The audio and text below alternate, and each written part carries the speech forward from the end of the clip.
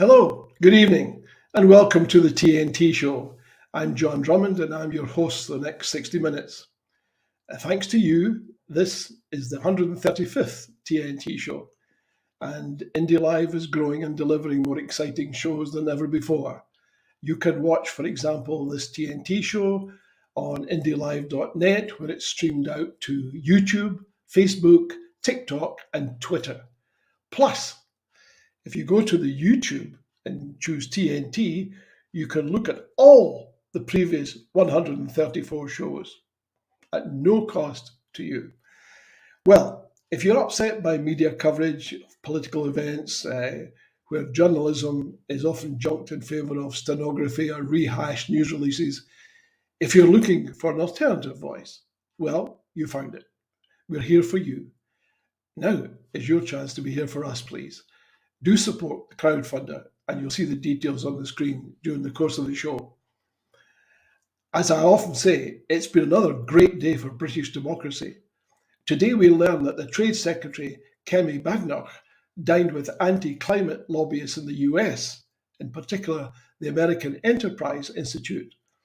The minister had secret meetings with this oil-backed think tank that warned the UK government not to listen to climate scientists. Wow. So much for free and open discussion on the biggest possible issue of the age. Tonight, we'll be talking to an economic hitman. And along the way, we'll be discussing human rights, politics, democracy, and a whole bunch of other interesting stuff, all with author and activist John Perkins. And he'll also be taking your questions live. So there's still time to get your question considered.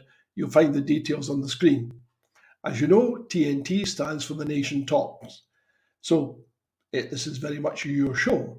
We're live and we're free. So no license, no problem. Now to our guest, John Perkins. Thanks for joining us, John. How are you? I'm great, thank you. It's wonderful to be with you, John. Oh, it's a great pleasure to have you here. And you're talking to us tonight from near Seattle. Exactly. I live on an island off the coast of Seattle. So, you know, you live on an island. I live on an island. Mine's a little smaller than yours, though.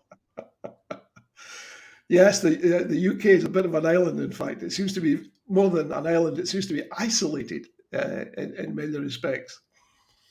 Now, tell us what an economic hitman is, John. Well, my real title is Chief Economist at a major U.S. consulting firm, but my job was to hit other countries, and particularly to single out countries that had resources our corporations coveted, like oil, or today it might be lithium and cobalt, the minerals that are necessary for the green economy.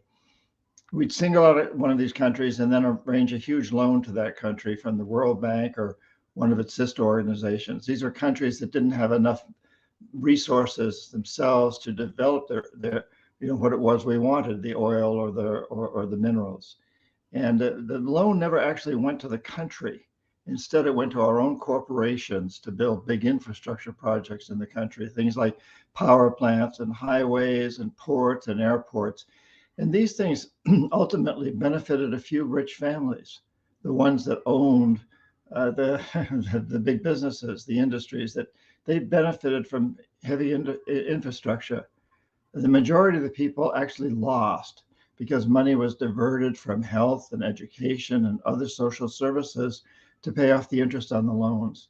And in the end, the principal couldn't usually be paid. And when that happened, we'd go back to the country, usually in the guise of the International Monetary Fund, and say, hey, since you can't pay your loans, give us your collateral. And your collateral are your resources, your oil or your minerals. Sell them to our corporations real cheap, without environmental or social regulations, or with very few of those. And in that way, through debt, we really created this American empire. And I have to say that we may call it an American empire, but in fact, it was really pretty much a corporate empire that was supported by the American government. And were you part of the CIA at that time, or was that a discreet relationship? Well, yeah, I was initially recruited by the National Security Agency. And then I went in the Peace Corps. And when I came out, I worked for a private corporation.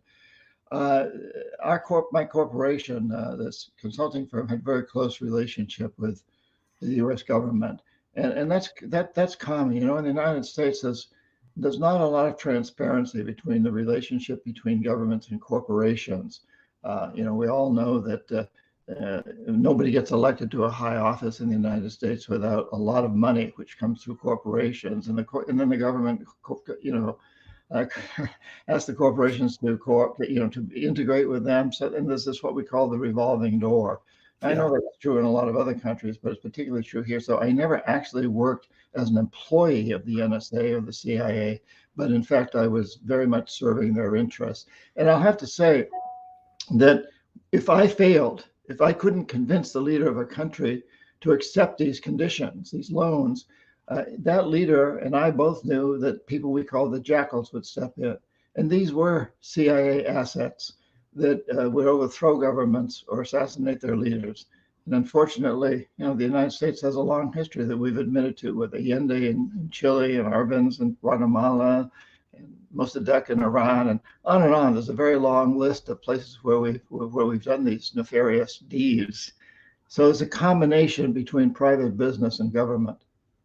I think you put it on one of your YouTube shows that I saw, I think with, I can't remember now. It was it's a material. Your point was that the US, for example, might approach a country and say, you have two choices. You can either have the money in this hand or an arm in the other hand. Yeah. Carrot. You want the carrot or the gun? And I never actually carried a gun, but I and the leaders of these countries knew that there were people like that behind me. So in fact, my job was pretty easy, to convince people to take these loans, and the leaders of the countries, they would benefit because they were part of the elites who own the industries, who own businesses, who benefited from this infrastructure.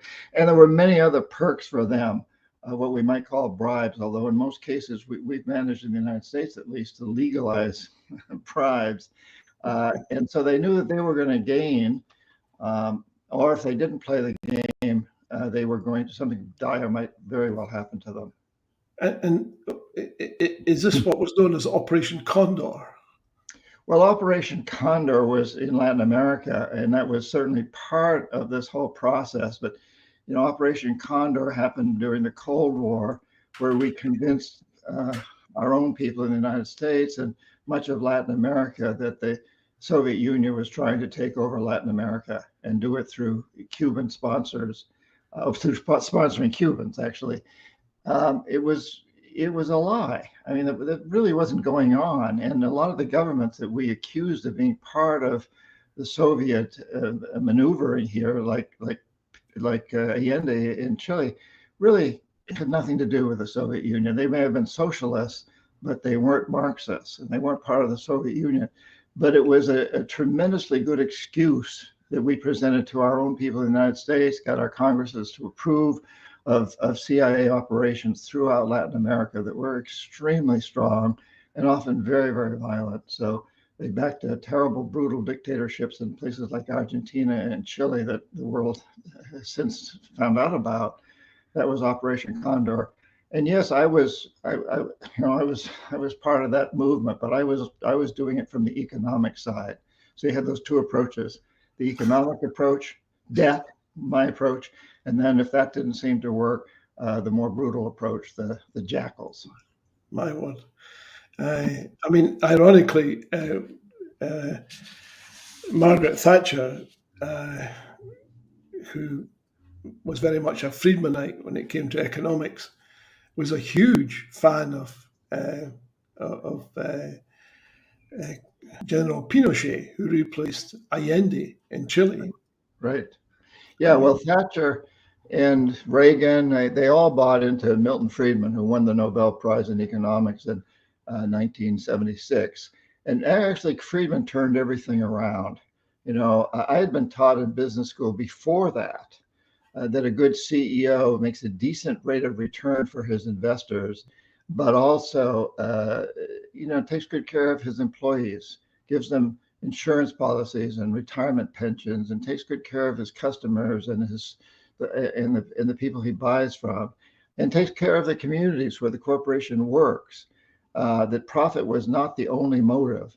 But Friedman turned all that on its head by saying the only responsibility of business is to maximize short-term profits, regardless of the social and environmental costs.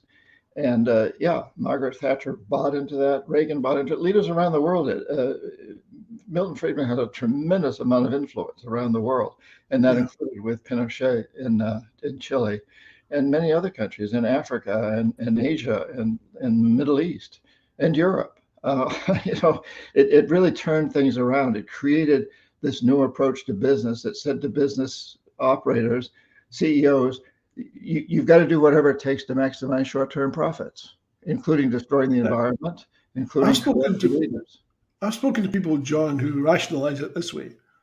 And they say, that's true. Everything you say is true. But they say it's our fault. And when asked the question, in what way is it our fault? They say, well, you have pensions and investments, and you require these people to produce increased quarterly returns. If you weren't making these demands, there would be no incentive for them to do it. So therefore, if you track it right back, it's people who've got pension funds and investments that are actually the forerunners of all of this. What would you say to that? Well, I think it is fair to say that while we are all victims, we're also collaborators. We're all consumers. We buy from these corporations, and many of us work for the corporations, and we do benefit from these things. And some of us are management, and some of us are owners of the corporations. So you can look at it that way. I think, John, the important thing to understand here is that this, what we call the economic hitman strategy, has produced what we actually refer to as a death economy, an economic system that is not serving any of us ultimately. It has served us in the past. It's done amazing things in medicine and science and technology and on, but it's reached its limits. And now it is the cause of climate change. This death economy is the cause of climate change, of environmental destruction and species extinctions and income inequality. It is the cause. These are all problems, but the big overriding problem is this economic system that this strategy, which I refer to as an economic hitman strategy, has produced a death economy that's polluting and consuming itself into extinction. It's depleting in the short run the resources it needs for the long run. And the solution to that is a life economy that pays these same people that get these pension funds that you're referring to, that pays them to mine the plastic in the oceans and recycle it, do all kinds of things that will clean up pollution. That's one example, or regenerate coral reefs and other places that have been environmentally destroyed, rainforests, forests all over the world, all sorts of places. It pays people to recycle, to get more involved in non-fossil fuel energy.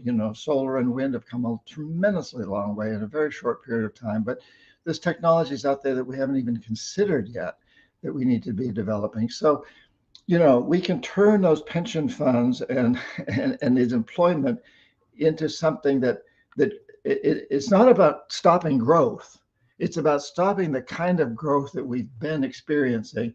And it's about growing in areas that make the world a place that future generations of all species actually will want to inherit.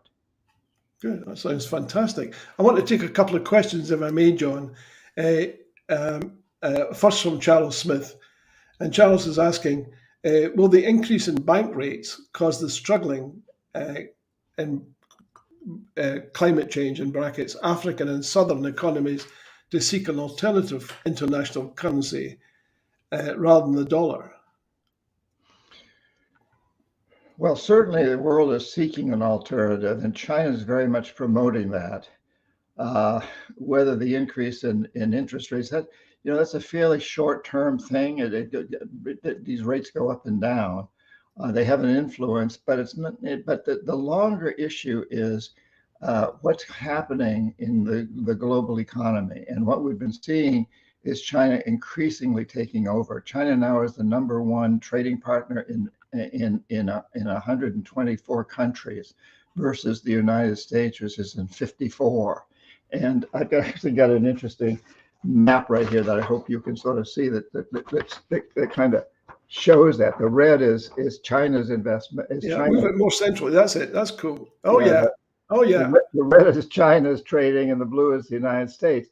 Yeah. And this is a fairly recent occurrence that we've seen China taking Yeah, we over. got it, And John. it's also Thanks. taken over in investments and in foreign aid all Yeah. over the world. Now, of course, China does not want the dollar to reign supreme, to continue to reign supreme. And so that's probably the strongest influence here. Already, China's buying a lot of energy from Saudi Arabia, oil and gas, and from Russia in yuan. And so it's looking to establish a new form of currency because China recognizes, as many other countries do, that the power of the dollar gives the United States the ability to impose sanctions and to control commerce. Whoever controls the world's most influential currency is extremely powerful. And so there certainly will be a movement more and more away from the dollar, and China, I think, it will be the driving force behind that more than any things like interest rates or short term. Those may participate, but the dynamics here are more global and much greater than simply a fiscal policy. Got it. Now this is a central part, if I can call it that, of your new book, or the third edition of your book, which is out. It's out now, isn't it? It's available now. Yeah, it's actually the third in a trilogy of the Confessions of an Economic Hitman series, and this one is subtitled China's Economic Hitman Policy and Ways to Stop the Global Takeover. Okay. And the global takeover is not meant to be just China's global takeover, but it's a global takeover by what we might call the economic hitman policy. And we've got to stop it because it has created this death economy. The future of the world depends on us transforming this degenerative economic system to a regenerative system that'll enhance life as we know it. And we can certainly do that. And one of the things we have to do is change that perception that Milton Friedman and Margaret Thatcher sold to the world of maximizing short-term profits regardless of the social and environmental costs. In a life economy, you maximize long-term benefits for people and the planet. And that doesn't mean you don't make some short-term profits. Businesses have to make profits to keep operating, but they don't have to make windfall profits. Yeah, I think that's a good point. Ashbury, I hope that answers your question, that China is already in Africa and in South America and in a whole raft and range of other countries and economies. And from what I gather from what you just said, John, replacing the United States as the prime mover in terms of future development. A lot of us know a lot about the US and about the West, and we know that we have a sense of the role it's played up until now, but we don't have the same sense of understanding of China. I mean, are Chinese leaders motivated by exactly the same pursuits and emphases as the West, or is there a difference there?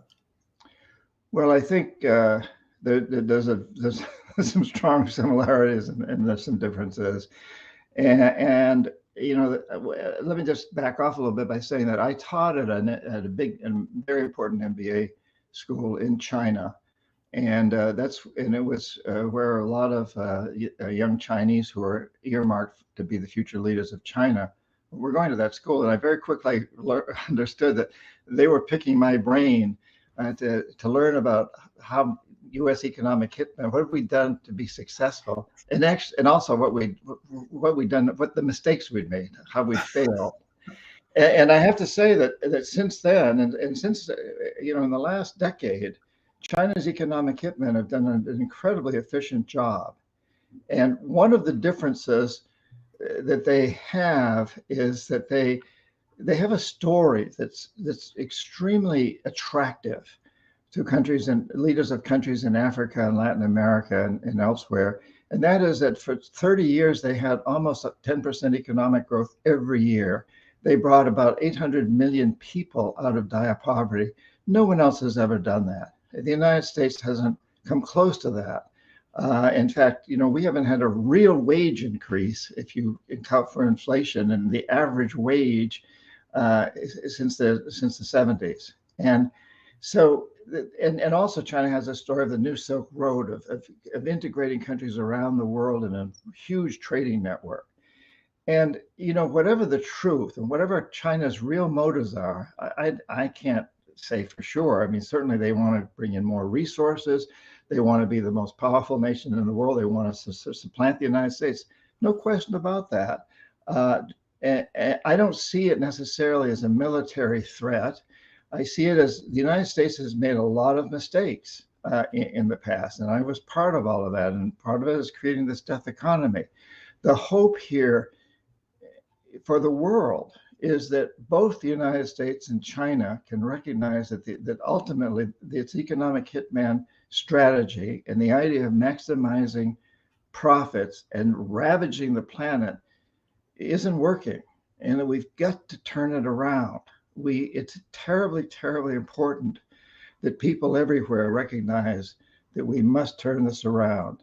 So yes, China is driven by many of the same things that the U.S. economic hitmen were, bringing in more resources, building mines, drilling for oil all over the world. But it also appears that China has this philosophy of family, of community, which the United States has more of a philosophy of the individual. Yeah. So it does appear sometimes that China has some other aspects to its policy that are different from the U.S.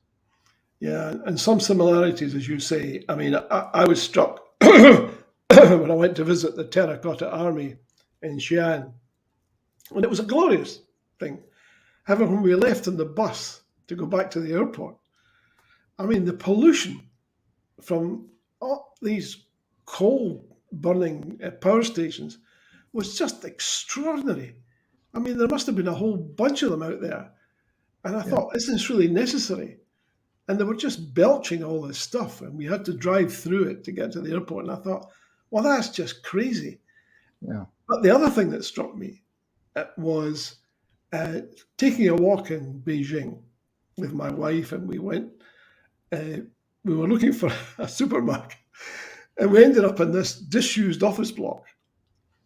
And somebody said, "Oh, you're on the wrong floor. You need to go downstairs. Supermarket's in the basement." I thought, "Oh, that's interesting." And I looked up, and all of a sudden I saw a whole floor full of people on soap boxes, orange boxes, selling things. Now, I hope you're not going to ask me what they were selling, John, because I haven't a clue. The cacophony. And in the midst of all of this, somebody shouted in English, "Hey, what is it you're looking to buy?" And I thought, there's floors and floors and floors of these people. And they are capitalists, They are capitalists with a capital C. I mean, there was nothing socialist about what was happening there that I could discern. It was all these eager beaver folks saying, and nobody was over 25, by the way. I think the oldest person in this whole floor was 25. And we were aged compared to everyone else in that whole area. And everyone was selling. And I thought, oh, this is different to what I ever expected. And how do you control these people? You must have some very strict central arrangements that somehow I don't know how you keep tabs on all these people. I just in the West can't do it. I can't see it. I mean, maybe, we know that China is different. But I just feel that in the long term, if you've got all that energy, how the heck do you keep a cap on it? It doesn't make any sense to me. Yeah. What are your thoughts? Well, first of all, on the pollution, so one of the things that the students that I was teaching at this MBA program said, we're going to do away with pollution. We've shown that we could produce an economic miracle, and it came at a terrible cost environmentally and socially. We've lived with horrible pollution. We don't want our children and grandchildren to grow up with that. you in the United States, you can intellectually talk about pollution, but you really don't know what it is. You haven't experienced it. Maybe LA did for a short period of time, but we've experienced it and we don't want it. And so we're going to create a miracle in the future of getting rid of this, of an environmental and social miracle. Now, that's what they were telling me. Will that happen? I don't know. But certainly, when you experience that kind of stuff, we in the United States, you in the United Kingdom, and people in so much of Europe and around the world have never experienced the kind of pollution that China has, or parts of Africa or Asia or other parts of the world have experienced. And as far as and so they want to get rid of it. They know how bad it is. And the capitalism, it is an interesting thing that China, the president, the leader after Mao, the president Deng, he defined the system as a market economy or capitalist economy with socialist leaning, socialist aspects. And it's interesting to look at that, because if you see that many of China's biggest corporations, the international corporations, the multinational corporations, the ones that are building the mines and exploiting for oil, they have 50% or more ownership by the Chinese government. Yeah. So the profits they make go directly to the government. Now, the government can disperse these any way they want, but they can bring people out of poverty. They can make better social conditions. They can clean up pollution with that money. And that's very different from in the United States, where the corporations make all the money, and many of them don't even pay any taxes. So the U.S. government, and I think to a large degree, the same thing is true in the United Kingdom and much of Europe, doesn't necessarily benefit. China doesn't need to tax its corporations because it's participating. It's very transparent that the Chinese government is directly involved in the ownership. Whereas in the United States, there's this strange interlocking relationship between government operations and the relationship with corporations, and many of the corporations never pay their taxes, so they're not really benefiting us. So their form of capitalism is very different from our form of capitalism. Ultimately, what you're talking about with these individuals marketing things, and then you have those markets all over Latin America and in Africa and Asia. It's kind of like my grandson's lemonade stand. And that's a form of capitalism. But the big form of capitalism with big international corporations in China, it has government participation at a very high level. I want to change the subject a little bit, but I'd like to come back to what you just said in a minute, particularly about what can be done, because you've outlined the problem, and you've talked about moving from predatory capitalism to a different form of capitalism, perhaps. But I want to ask you a question about what's happening closer to home here. We're experiencing Brexit, as you might know, and I wondered if you saw any connections between your concerns about predatory capitalism and Brexit. Well, all the European Union, I think the European economy and the UK's economy is very much, for the most part, linked with the US, and we might call this a transatlantic alliance, an economic alliance in many respects, that up until recently has been very, very much involved in a kind of a modern form of colonialism.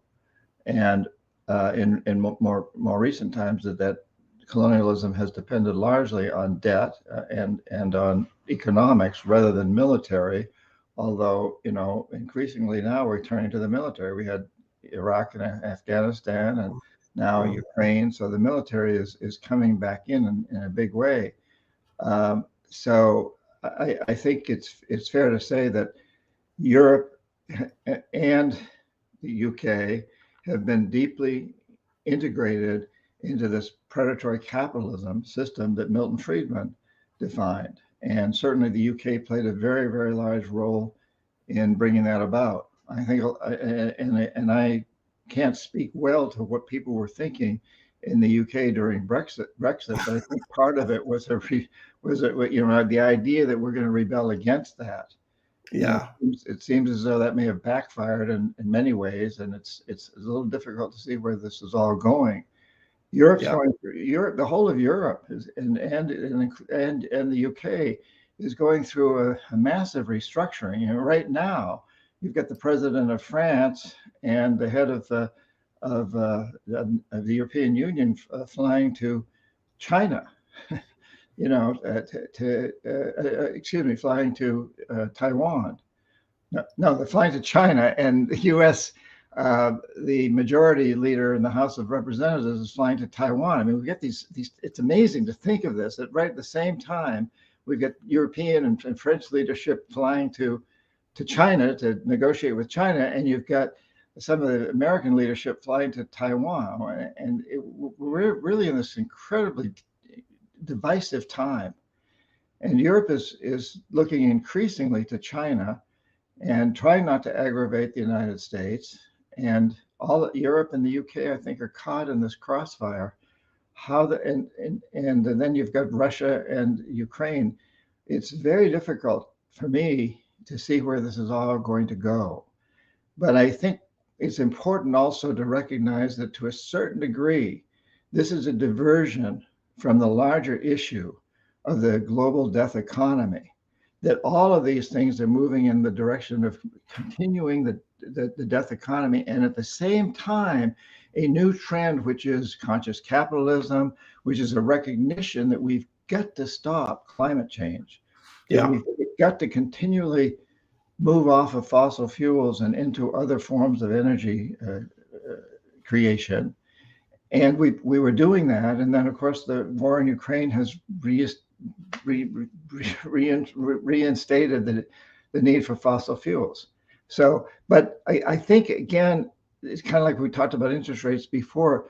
These are glitches, and what's the overall trend? What's the overall trend? Are we continue to go up and up toward a life economy, and with maybe little glitches that pull us down? Yeah. I hope that's the case, that these are just glitches that are pulling us down for the short period, and that we'll move back into a recognition that we need to make major changes. We need to transform the death economy into a life economy. And you reckon there are certain steps that we can all take. Tell us what those steps are. You mentioned three. One was searching out the story behind the story. Yeah. As I mentioned before, we're all victims and we're also collaborators in the death economies. How do we become collaborators in transforming to a life economy? And in the book, I go into a lot of specific things that people can do. As you said, it's part of it's spreading the story, but it's also, every one of us can participate in a consumer movement. If you pick a corporation that you don't like what they're doing, let's say they're making clothes or some other item in Indonesia, and they're paying people very subsistence wages. So you write a letter to that corporation and say, hey, I love your products, but I'm not going to buy them anymore until you pay your workers in Indonesia a living wage. And you send that to the corporation, but you also send it to all your social networking circles and ask them to send it to all their social networking circles.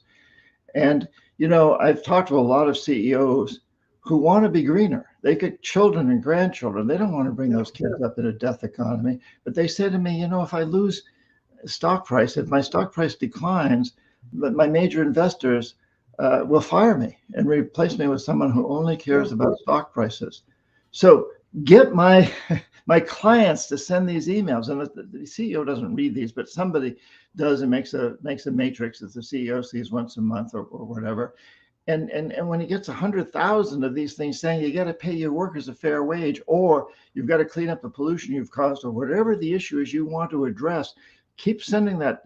Get involved in a social networking process, a consumer campaign to change things. And the CEO can take this to his major investors and say, look, we've got to listen to our customers. And John, increasingly I'm seeing, and I'm talking to people who run big investment institutions, they are understanding that the long run is important, that climate change is ultimately going to destroy a lot of businesses, and that they want to invest in businesses, yes, that make a profit every year, but also that are looking toward the long term and maybe reducing their profits in the short term in order to make sure that they survive into the long term. That has become an investment goal for many wise investors. And I think it will be increasingly that way in the future, that tomorrow's leaders will be those who are looking to the long term. Some of the expressions you use, I've heard used by Warren Buffett. What's your evaluation of him?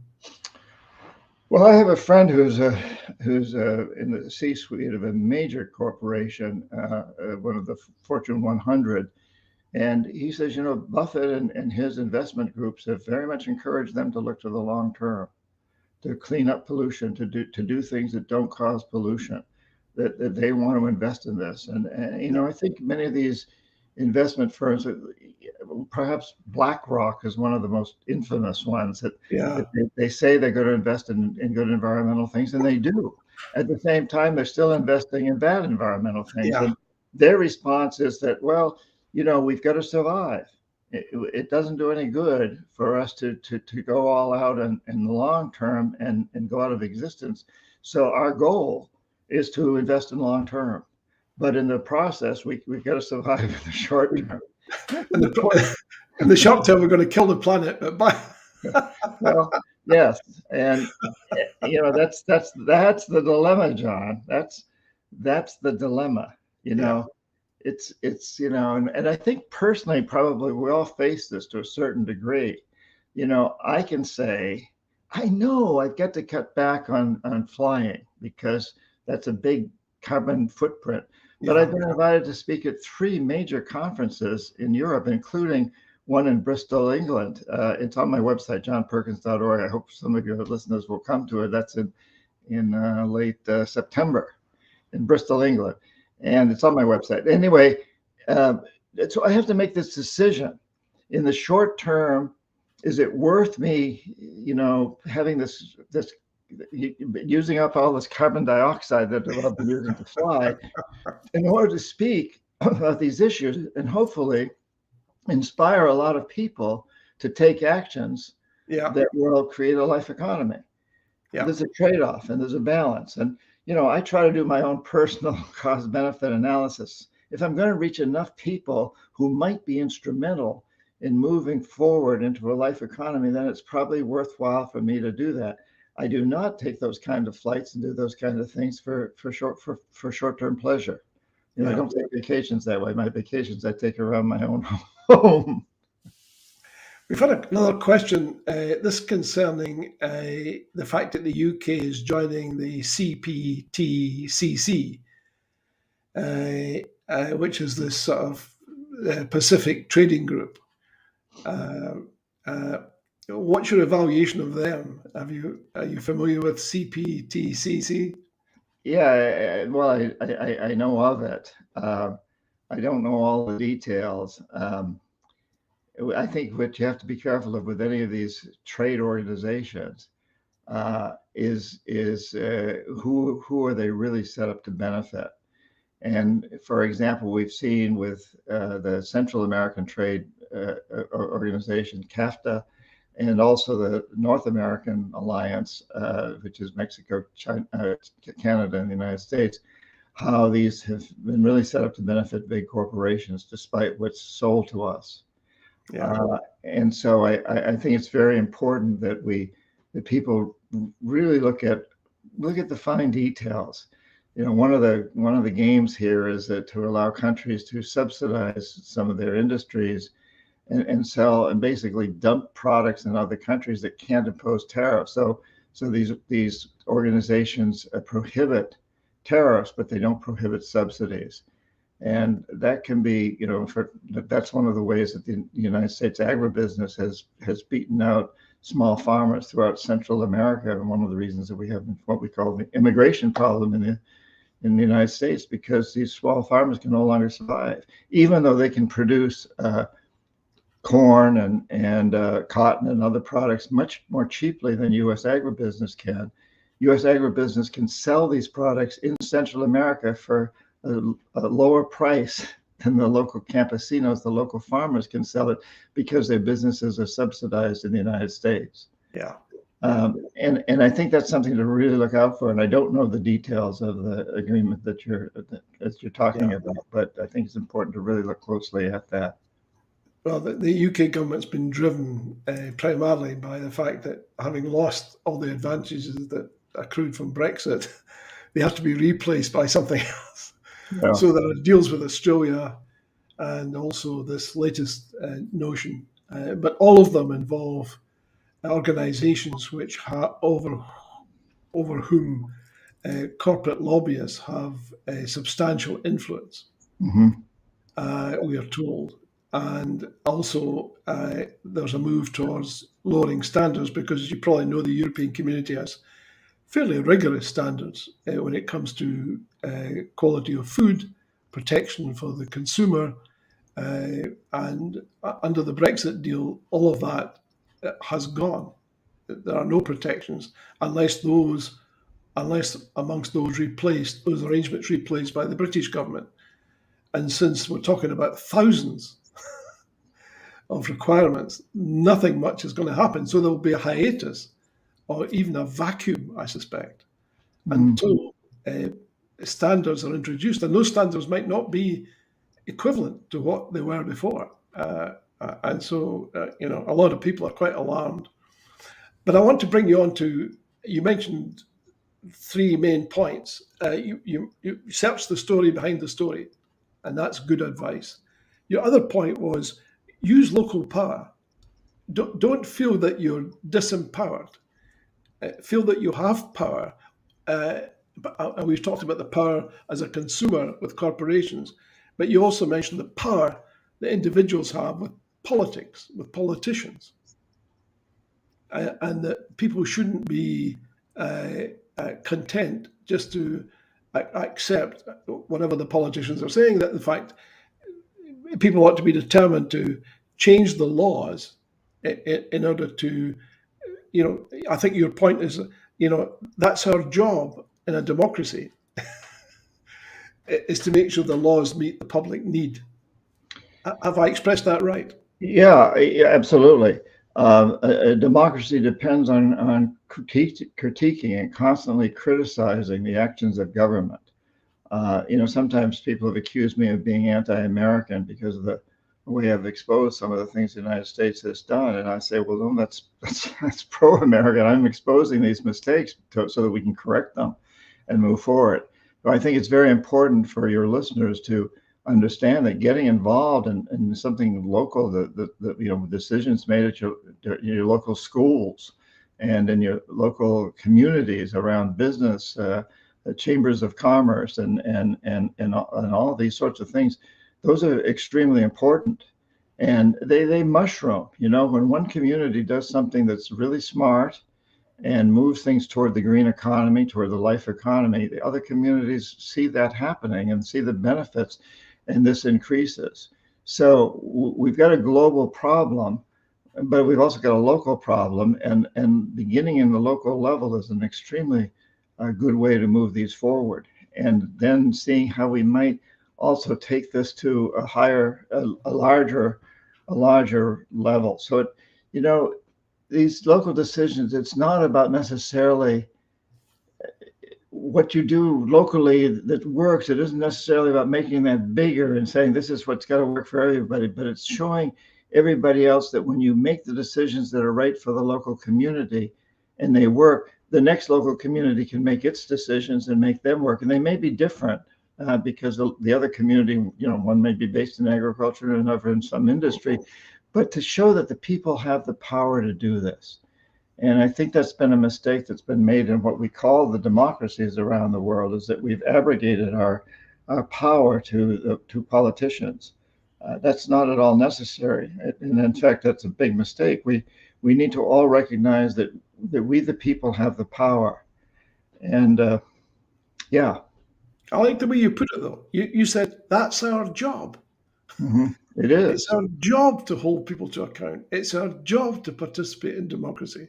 It's our job to criticize, to expose the mistakes that our leaders have made, and people to shout, "Well, that's unpatriotic."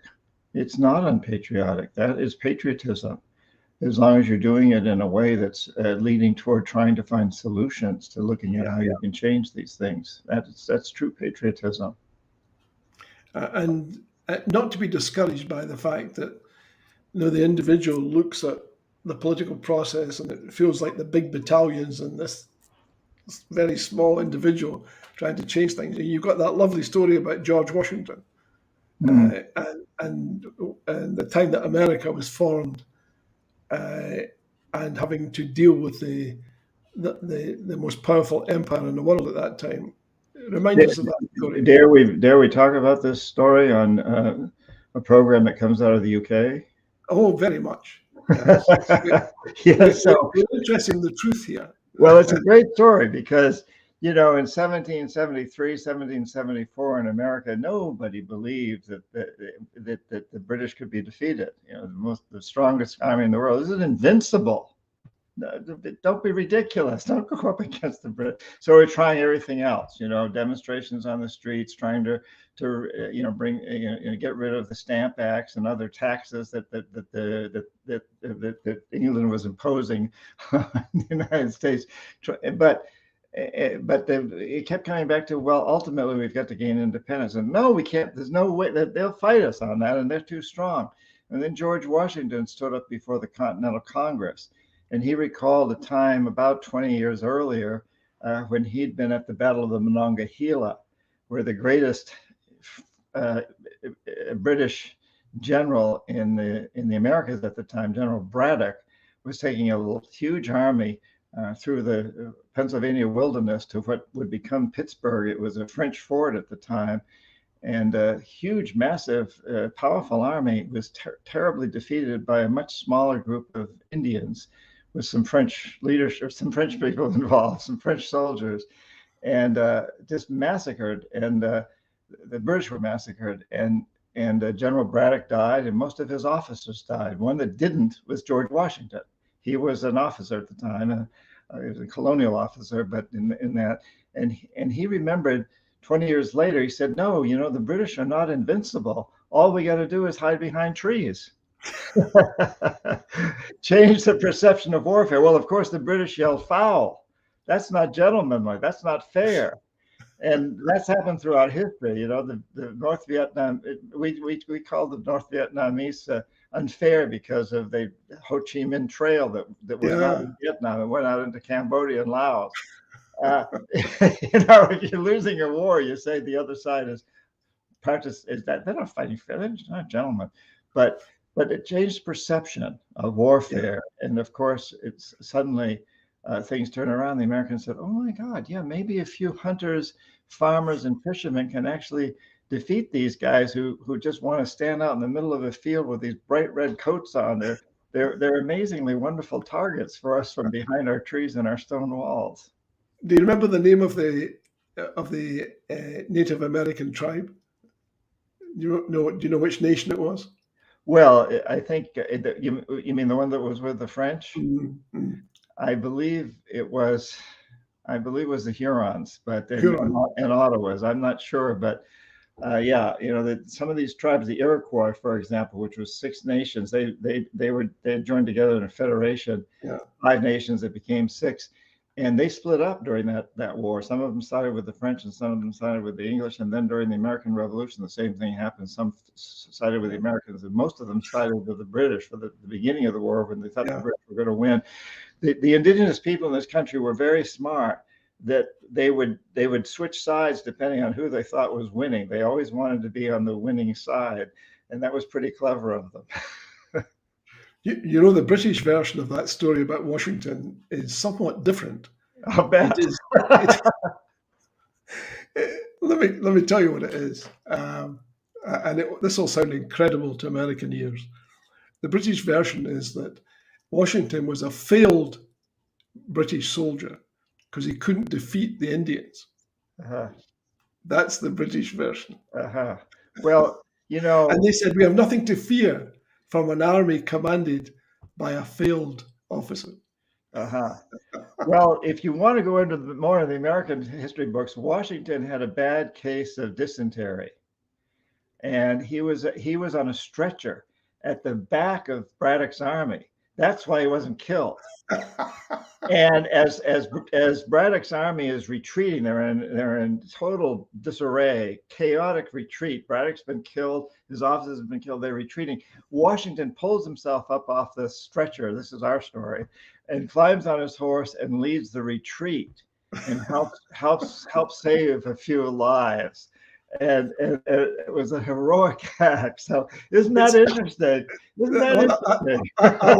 I like that. I like that version. There's another one. I mean, if you like that version, you'll love the story about the independence of Brazil, which apparently came about when the Crown Prince of Portugal, because at that time Portugal decamped, the whole 10,000 members of the Portuguese court decamped from Lisbon to Rio, and they ran the Portuguese Empire from Rio de Janeiro, 1810. Because Napoleon was advancing on the Iberian Peninsula, which of course includes Portugal. And the Crown Prince was being lobbied to create Brazil as an independent state within the Portuguese Empire. But this was terribly anomalous because he was actually in Brazil at the time. And he got so fed up being hounded by all these people saying, look, you really got to make a decision. You've got to make a decision. That he ate badly, he caught dysentery. And when he was sort of somewhat déshabillé, someone said, have you come to a view on Brazilian independence? He says, yeah, we should do it. And Brazil is independent today in large part because some guy had his trousers at his ankles and he was trying to deal with dysentery at the time. Wow. Well, you couldn't make it up, John. You really couldn't make it up. No, but especially in the, health as a major issue. So the United States and Brazil are connected in a sort of interesting and very odd way. You could argue, yeah. Through dysentery. It's the dysentery connection. It's a dysentery connection. Yes. So John, and that actually brings up an interesting point, not dysentery, but the connection that, I've often thought, what if there was a UFO hovering, a fleet of UFOs hovering above us, threatening to attack us, and us being the world, the Earth. What would China do? What would England do? What would Scotland do? What would Russia do? What would Brazil do? What would the United States do? Oh, I think they would all begin by arguing about whose fault it was that the aliens were there. Well, and this would go on. This would go on for years, trying to apportion blame before anyone got round to saying, "Hey guys, I think we've discussed this to death. What we're going to do that's proactive here." And I think by that time the aliens would have said, "This is not for us. This really is not for us. We've got basket cases aplenty elsewhere. We don't need to add to this lot." Well, you may be right. You may be right. But I think history would tell you that we would come together to defend the planet. Eventually. Eventually. As I think it was Churchill who once said about he said, you can always count on the Americans to do the right thing after they've tried everything else.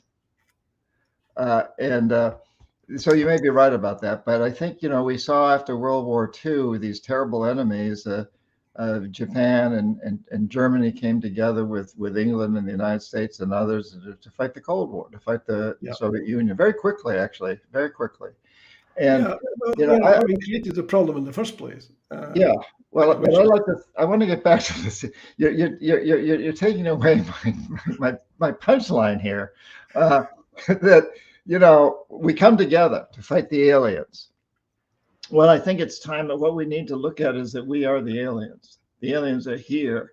They're not human beings, but it's our human attitude of maximizing short-term profits, of creating a death economy.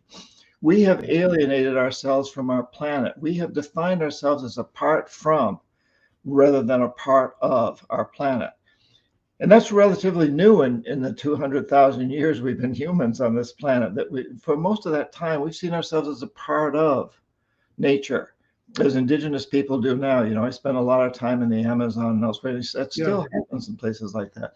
It's a human trait. It's only been within the last blink of an eye historically that we've seen ourselves as superior over, as human supremacy over nature. So I think it's time that we came together, China, UK, Russia, Brazil, all of us, and understood that we have alienated ourselves from the planet, and we are threatening now to destroy ourselves. It's time to come together to combat the aliens, which is our view of what it means to be humans on this planet. So let's change that perception and look to the long term rather than short term maximization of materialistic consumption. That sounds good advice. As you look down the pike, and let's say we're 3 years from today, what sort of world do you envisage? Well, what I want to envision is a world where we will start to come together, where we will not see China as the enemy. We may, the Russia-Ukraine thing is a different issue, but I think again that's kind of a blip. That'll be at some point that'll be resolved. I don't know how it'll be resolved, but will be.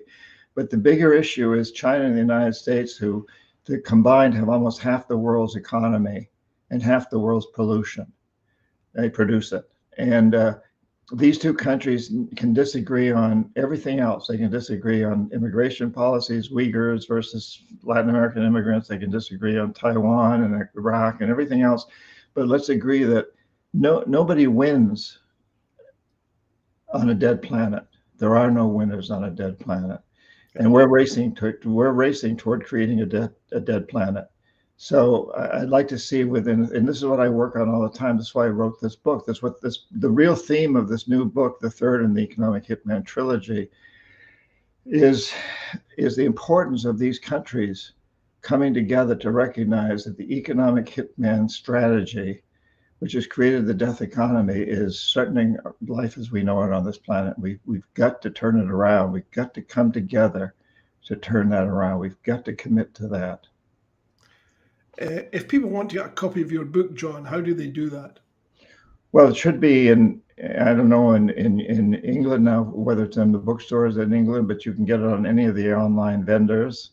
And if it's in your local bookstores, you can get it. Probably the easiest thing is go to my website, johnperkins.org. You won't actually buy the book there, but the links are all there as to where you can buy it, and including if it's available in your local bookstores or in your people who are listening in the United States or elsewhere. And also, if people will put their name in the little box that says subscribe to my newsletter, it's a brief newsletter that comes out once a month, but information is there, like the fact I'll be speaking in Bristol, England. I'd love to meet some of your people there, and later I'll be speaking in Switzerland, and before that in the Czech Republic. So if you subscribe to my newsletter, you get the information of where I'm going to be. So I look forward to meeting a lot of your listeners as we travel around. And so the best thing is go to johnperkins.org. Okay, cool. And there they can subscribe to your newsletter and get updates. They can find where to buy the book. Yes. I'm going to ask you, I've saved this question to the end because if when I take a look at WikiLeaks, for example, I entered John Perkins, up comes a lot of stuff about, he's a crank, he's an oddball, but that's inserted amongst sort of rather glowing comments from various major newspapers. How do you respond to that sort of vitriol? Well, I am an oddball, I hope.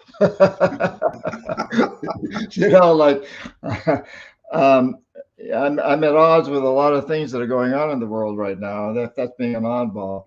I don't try to respond to those things. I've always realized that if somebody's not pretty upset with you, then you're not doing your job. You're not doing your job. Yeah. As a writer or whatever, I need to trigger people, and hopefully most of the people will be triggered and inspired into taking action. And there's a lot in there about what every individual can do, including everybody asking themselves, what do I most want to do for the rest of my life? What do I want to do? And how can I do this in a way that'll help transform the death economy to a life economy? And I go into a lot of details about what you can do if you're a plumber or a parent or a carpenter or whatever. Good. That's excellent. John, thanks very much indeed. We're out of our time. We're way past the 60 minutes. Thank you very much. We aim to be educational, informative, and entertaining, and you've achieved all of that this evening. Thank you very much indeed. If you stick around for a few minutes after my concluding remarks, I'd appreciate that. All right. Well, there you are, folks. Like I said, big thank you to John, and we try to be educational, informative, and entertaining.